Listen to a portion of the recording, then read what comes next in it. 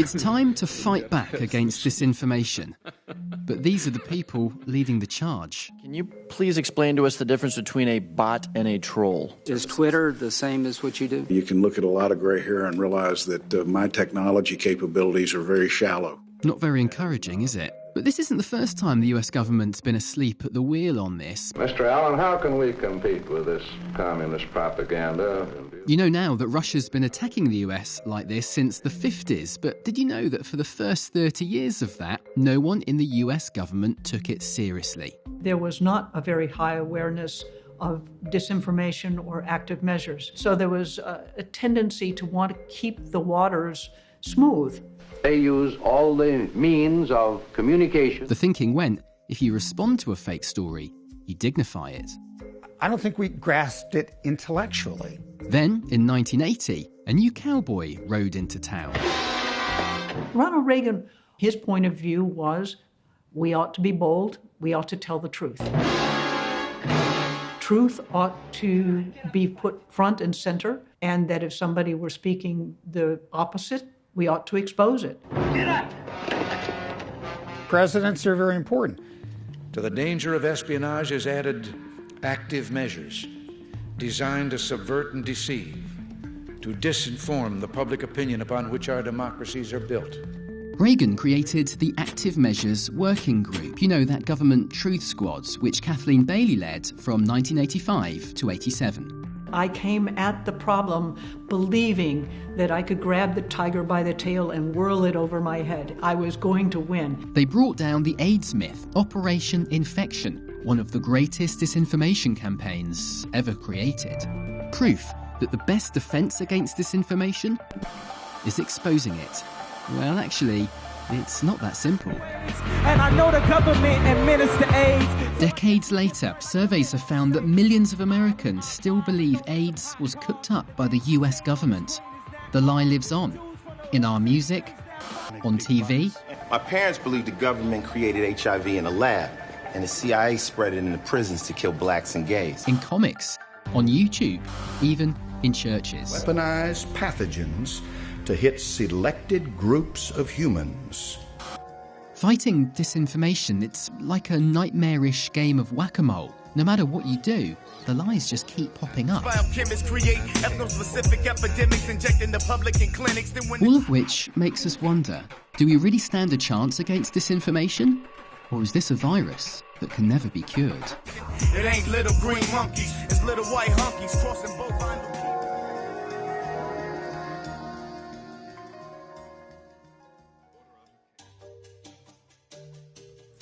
Mark Twain once said, a lie is halfway around the world before the truth has even got its boots on. Except, even that's a lie. That quote's been attributed to loads of people. But whoever said it was right. We know now, empirically, that lies do have an unfair advantage over the truth, spreading further and faster, gaining traction every time they're repeated. Repetition is part of the game, and the more a bad story is repeated, the more real it becomes to everyone. But Twain's around the world part is also true. This is a global problem. In Iran, the government's deploying their own version of the Soviet playbook, calling their Operation Nefaq, which is Farsi for discord. Myanmar's been brewing up endless conspiracy theories to justify ethnic cleansing. And in Pakistan, the establishment sees CIA plots everywhere. That last one even ensnared one of our own journalists here at the New York Times, an experience that was so upsetting to him it led him to make the film you're watching right now. Isn't that right, Adam? That's right. I was living in Pakistan. Al-Qaeda accused me of being part of a CIA anti-Islam plot. See, conspiracy theories are kind of like a national sport over there, and even today I still get blasted on Twitter for being either a CIA spy or a dead terrorist. Wait, a dead terrorist? One of the country's most popular TV talk show hosts accused me of being one of the attackers in a school massacre that murdered dozens of children. Here I am, dead in the Pakistani press. But this stuff is kind of normal over there. I mean, it happens all the time. What I never imagined is that we'd be seeing this kind of toxic disinformation here at home in the States. So, is there anything we can do? I think so. I also used to live in Eastern Europe. Estonia, Ukraine, they lag behind us in many things, but when it comes to fighting disinformation, there's so much we can learn from them. For instance, if you turn on the TV in Latvia on a Sunday night, you'll see this. A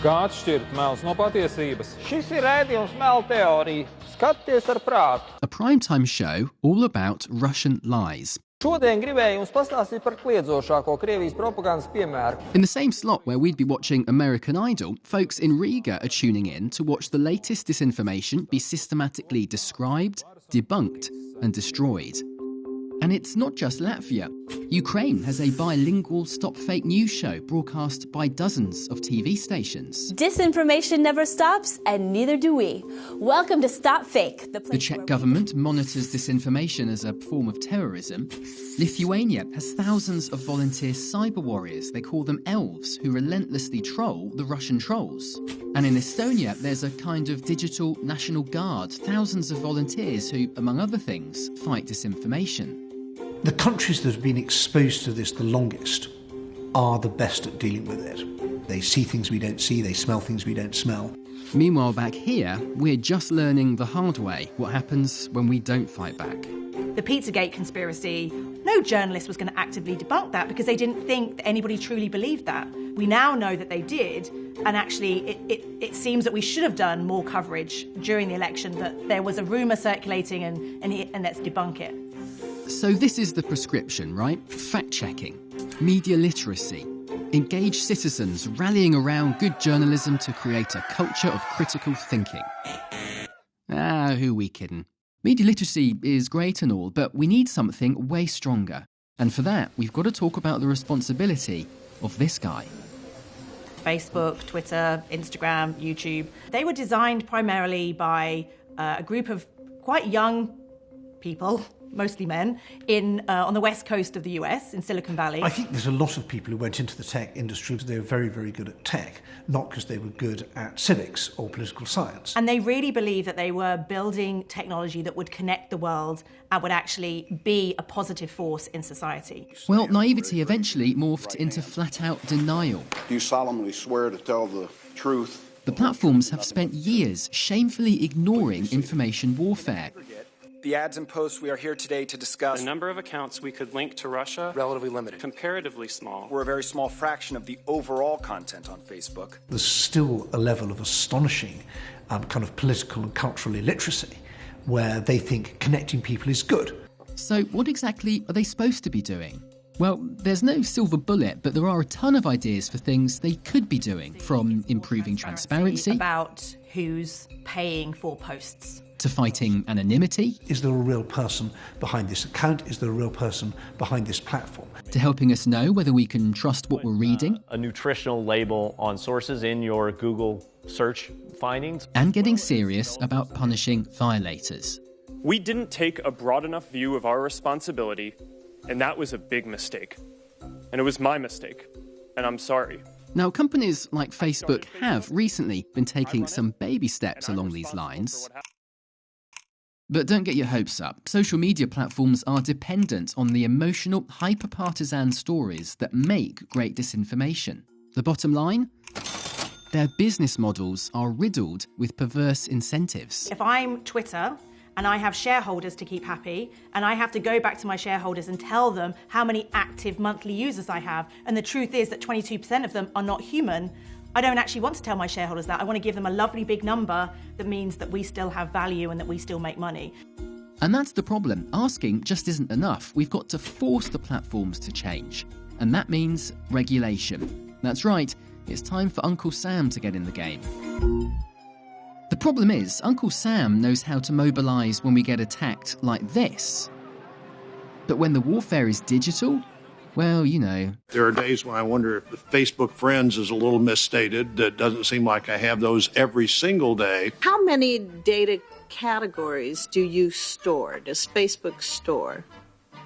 Senator, can you clarify what you mean by data? Well, these are the people who are supposed to be protecting you from information warfare. Do you store any?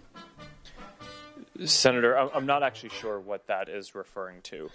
Yeah, so I've testified 5 times to the Senate, either about terrorism or Russian active measures. There is a very diverse level of understanding of social media. Have people say, well, yeah, because my 13-year-old son, you should see how he uses it. Now, my son Charlie, who's 13, is dedicated to Instagram, so I feel very fortunate that I have not had to go to the House to testify. I think it would be a giant waste of time. To disinform the public opinion upon which our democracies are built. History tells us that the fight against disinformation starts with strong leadership. And I've got to tell you, we've been let down on this for a long time. Now, I'm not talking about him just yet. I'm talking about him. Americans and Russians share common interests that form a basis for cooperation. It was really hard to get the Obama administration to take Russia seriously as an issue. We could have looked at sanctions earlier. We could have talked about measured cyber counterattacks or even diplomatic negotiations. But that didn't really happen. The Obama administration kind of got played into a box by recognizing it too late. Obama actually signed an executive order to counter foreign disinformation, but he was so obsessed with the threat from ISIS, its mandate only covered terror groups. State actors, like Russia, were free to carry on unimpeded. To his credit, Trump actually reversed this, and some people in his administration are talking tough.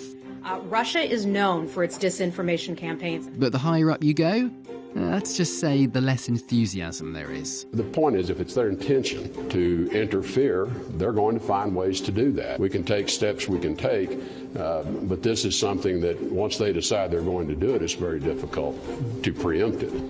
So what has been done?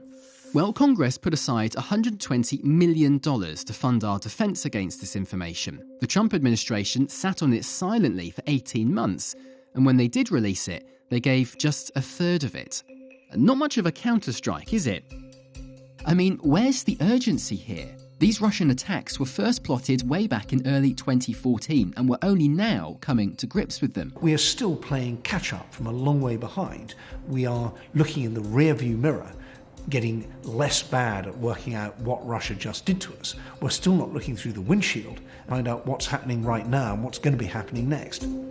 This is one of the great unsolved policy questions of our time. A functioning government would at least come together to publish full, detailed reports of all these attacks. But the problem isn't just our lacklustre government. It's actually much scarier than that. Because now the threat is coming from inside the White House. It's finally time to meet President Disinformation. Donald Trump is a one-man wrecking crew for the truth, and he knows all the moves. First, there's Trump the denier, and when it comes to disinformation, he even denies we're being attacked. And if it is Russia, which is probably not, nobody knows who it is. Never mind what his own officials say. Manipulation, outright lies, literally up their game to the point where it's having a significant impact. Then there's Trump the useful idiot. This is a man who's never met a conspiracy theory he wouldn't tweet. Why doesn't he show his birth certificate? You look at what's happening last night in Sweden. The same person votes many times. You probably heard about that. They always like to say, oh, that's a conspiracy theory. Not a conspiracy theory, folks. We also know he shared stories originally planted by the Kremlin. I mean, not even the KGB could have dreamt up a useful idiot as prominent and powerful as Trump and his administration. And then there's Trump the disinformation natural. He doesn't just regurgitate this stuff, he invents his own. It was the biggest electoral college win since Ronald Reagan. I said, wait a minute, there's a lot of wiretapping being talked about. We've signed more bills, and I'm talking about through the legislature, than any president. ICE, they actually liberate towns. They liberate towns. We have become an energy exporter for the first time ever just recently. It's weird, but this is somehow worse than the Cold War. Back then it was just us versus them.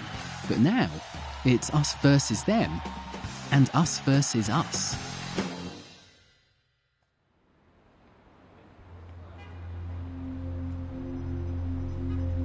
Here's the thing about democracies. They can't function unless we all agree on a basic set of facts. We can't debate anything, healthcare, immigration, gun control, unless we're aligned, left and right, about what is actually true.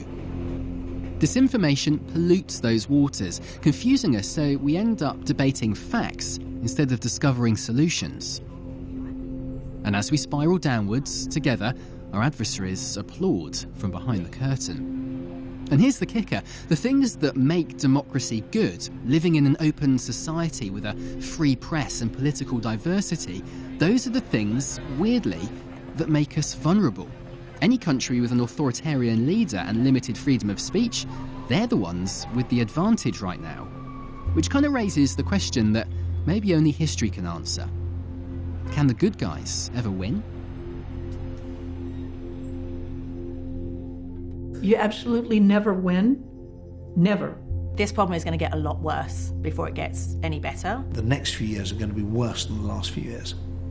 And they will continue using it, regardless of what we say here in the discussion, regardless of the outcome of the discussion and investigation. But we will not always be losers in this game. There will be victors here and there. It's only when we quit the game, quit trying to expose them, that we lose. As long as we can expose them, they're losing. It's like an exhausting, never-ending game of whack-a-mole, but we've got no choice but to play. We've got to fight disinformation as best we can, whenever and wherever it rears its ugly head. We're in this for the long haul, whether we like it or not. This was the largest audience to ever witness an inauguration, period. In the mysterious murder of former DNC staffer Seth Bridge. And they were the masterminds behind the Bowling Green massacre. Who apparently was assassinated at 4 a.m. The president still strongly feels that there was a large amount of voter fraud. The 9/11 hijackers are alive and well. People who are behaving like actors. The murder rate in our country is the highest it's been in 47 years. You had the NATO base in Turkey being under attack by terrorists. This is the greatest overreach and the greatest abuse of power. This video that you linked to appears to be a hoax. All we did was put out what he had on his internet.